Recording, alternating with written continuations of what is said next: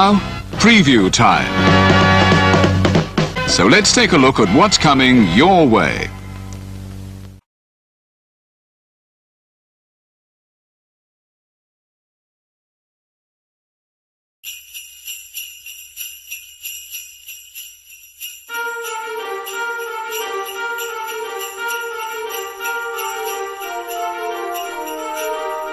Ho, ho, ho! Merry Christmas!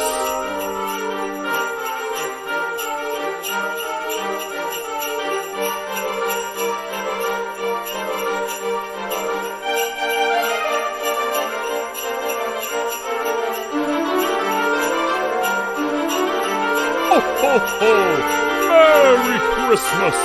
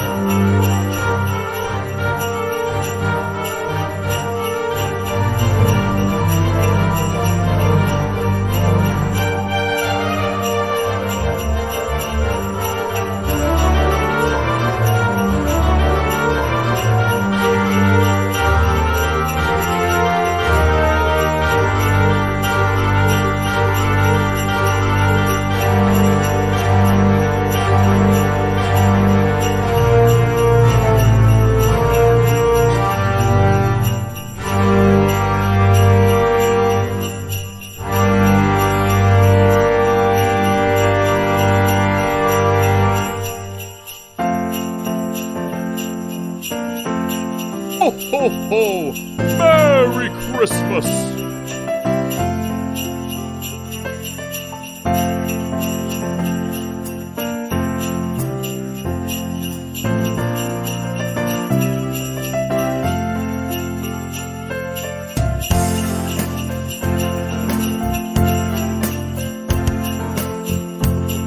Ho, ho, ho! Merry Christmas!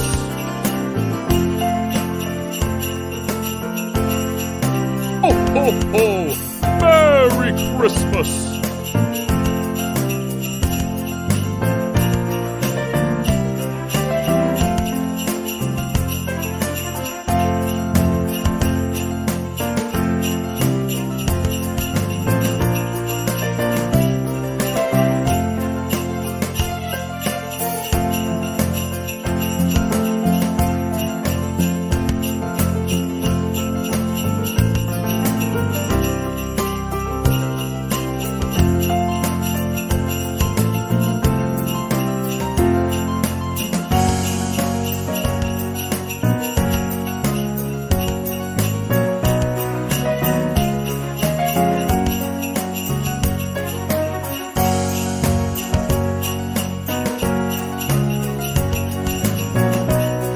Ho, ho, ho! Merry Christmas!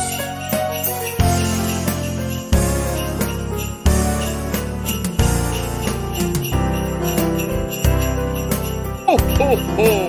Merry Christmas!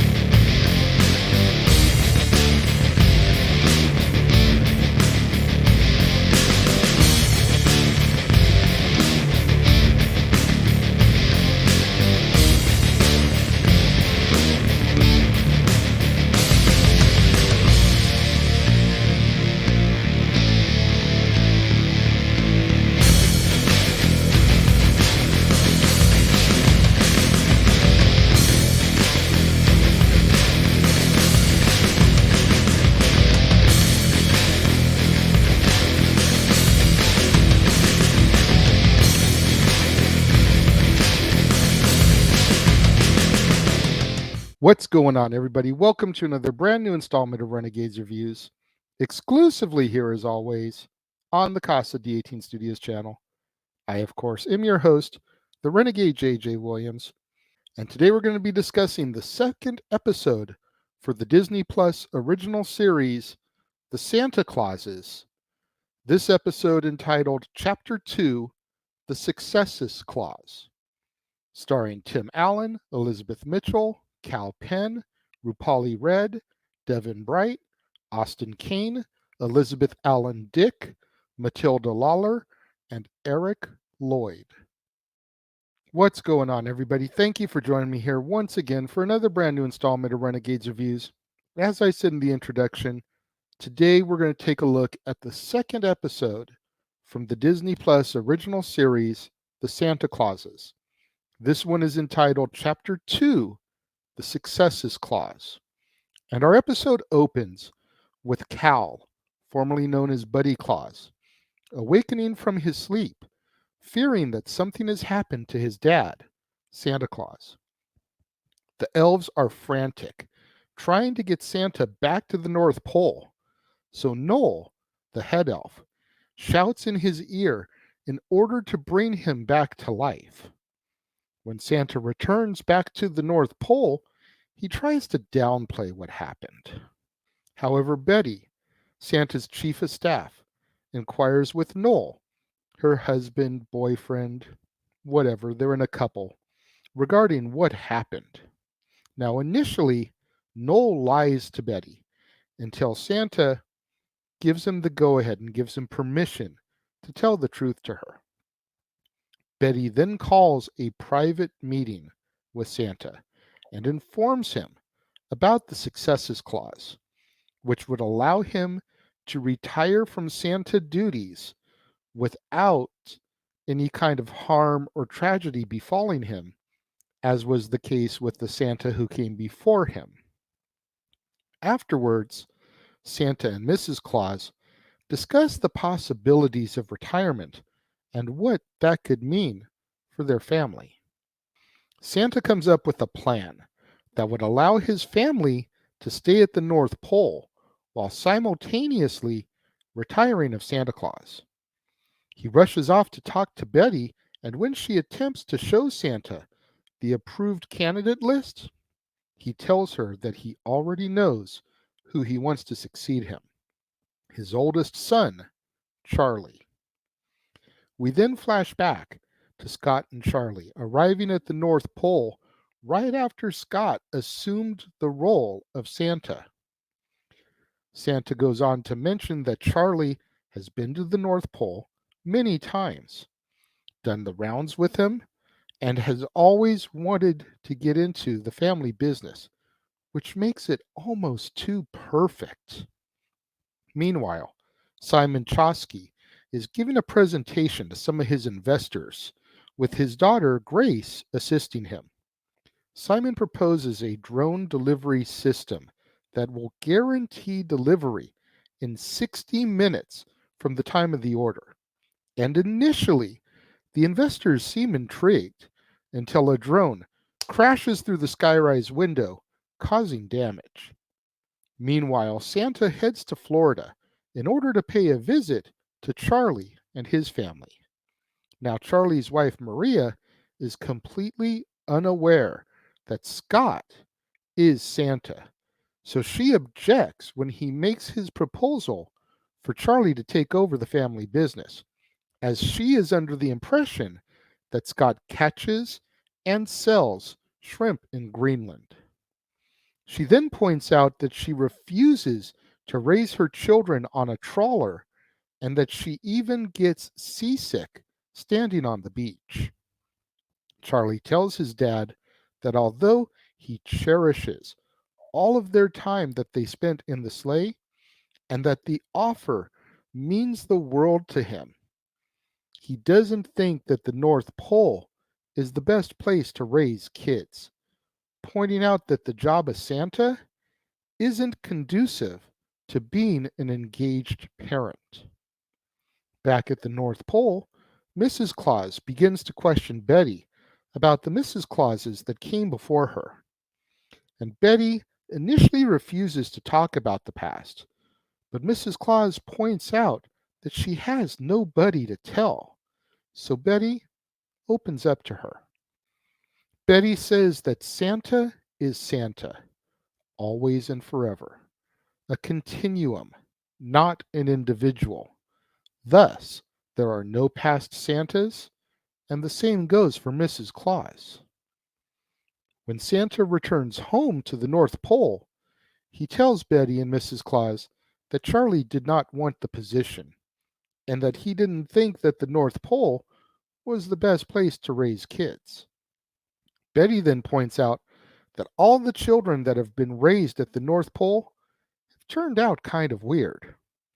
When Santa asks how many kids have been raised there, he's told only two: Sandra and Cal, his children. Santa then decides to spend some time with Cal on a sleigh ride, where he admits that he has had vivid dreams where he is in fact Santa. This gives Santa the idea to have Cal be his successor, and he gives Cal the reins for the sleigh, allowing him to drive. Cal crashes the sleigh and then admits that his dreams haven't always been good dreams. Cal tells his dad that if he needs someone to take his place at Santa, he should really look into the guy that has made the VR virtual reality games that he is obsessed with. Back at Simon's house, he asks Grace about a locket that she's wearing and where she got it. She tells him that it was under the tree from Santa. Simon then asks her if Santa is real, how does he deliver toys in one night? And she tells him it's magic. Back at the North Pole, Betty shows Noel a snow globe that Bernard had left for them that tracks the Christmas spirit within the world. However, the middle is dimming, which it hasn't done since the 14th century when there was famine, a plague, and it was the last time Christmas spirit was threatened. Noel shows Santa the snow globe, and then Santa decides to go to the snow globe depository in order to check on the Christmas spirit around the world. Upon entering, he finds Sandra and Cal, who aren't supposed to be in there as it's a restricted area. Their dad then learns that they go in there periodically in order to see what the real world is like. Santa then discovers that when Cal plays his virtual reality games that he is obsessed with, he's actually participating in real world activities like mowing the lawn and going to the post office. This realization causes Santa to call a family meeting where he admits that the North Pole may in fact not be the best place to raise human children. He decides right then and there officially to retire, and he proclaims that from here on out they will live as normal people. Santa then makes the announcement in front of all the elves, which causes some devastation.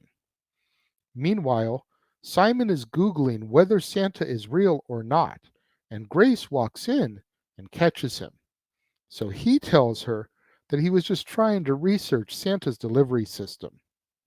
Suddenly, Edie, one of the elves, materializes in the Chosky home and summons Simon up to the North Pole. Simon says that he doesn't go anywhere without Grace, so Edie makes it so that both of the Choskys disappear as our episode comes to its close. I felt like this episode was the perfect follow up to the first episode that we discussed last week. I understand completely why they dropped both of these back to back, because now we're getting the whole setup for what the story is going to be about. In the first episode, as I said, we kind of re-meet everybody: Scott, Carol, Santa, and Mrs. Claus, respectively, Cal, Buddy, and then we meet some of the new characters that are going to be part of the story: Simon, Grace, Noel, Betty, Edie, etc. In this one, we get a little bit further involved in it and we get a little bit more depth on what the story is about. Christmas spirit is dwindling, and something has to be done to kind of rekindle the Christmas spirit. And maybe it's just Scott. Maybe he's run his course as Santa.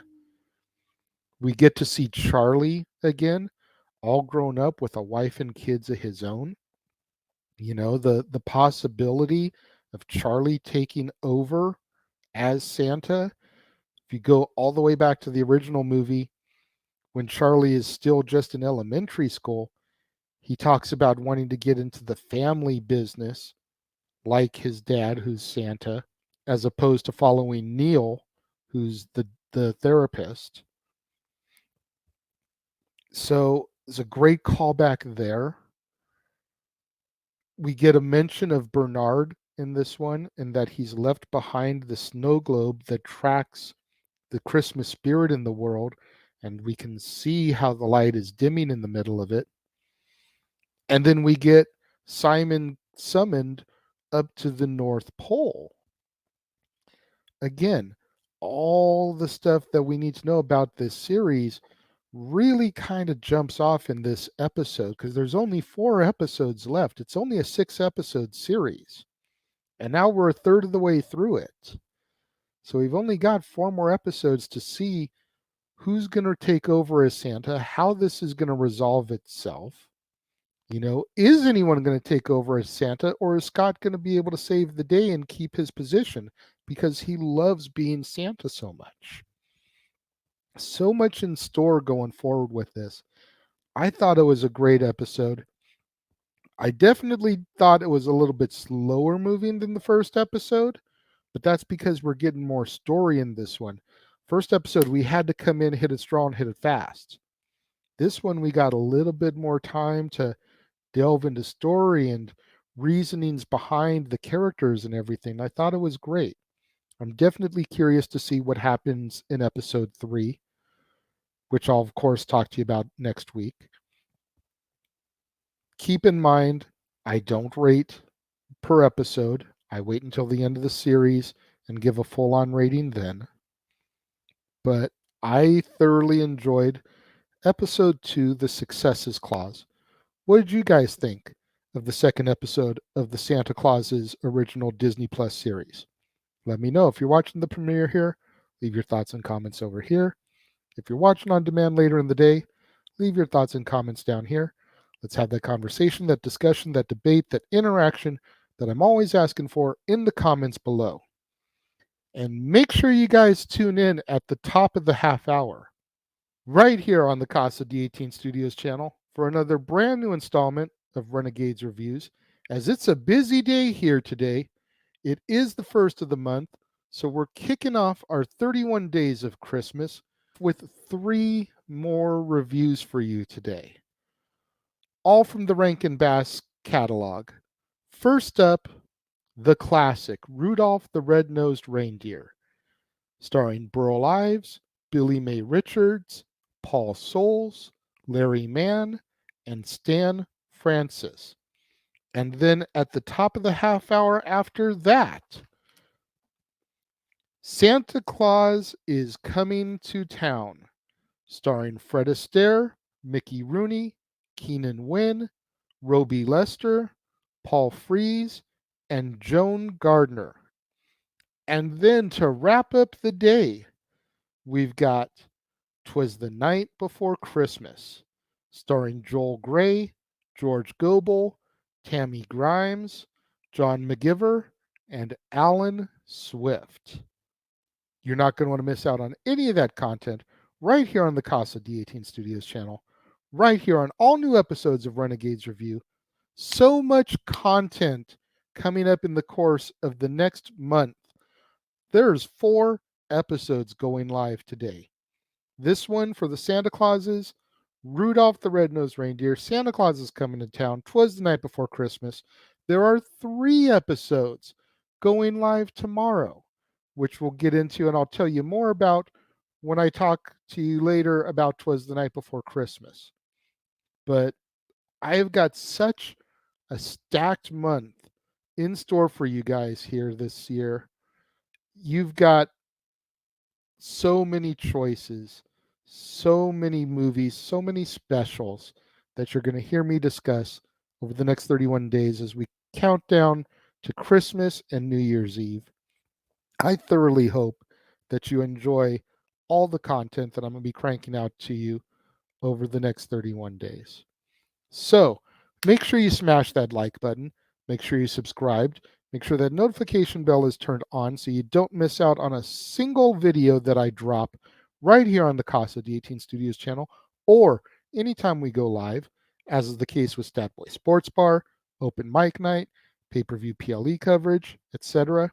Share this video with your family, friends, loved ones, coworkers, movie fanatics, cinephiles, fans of the Santa Claus series, fans of Tim Allen, fans of Elizabeth Mitchell, fans of Cal Penn. Anybody you can think of that would enjoy my content and my videos, share this with them. It's the only way we're going to boost up my visibility in YouTube's algorithms so I can eventually get monetized, make some money on this endeavor. Thank you once again to each of every one of you who have joined me here today. It means more to me than you will ever know. And I will see you guys next time.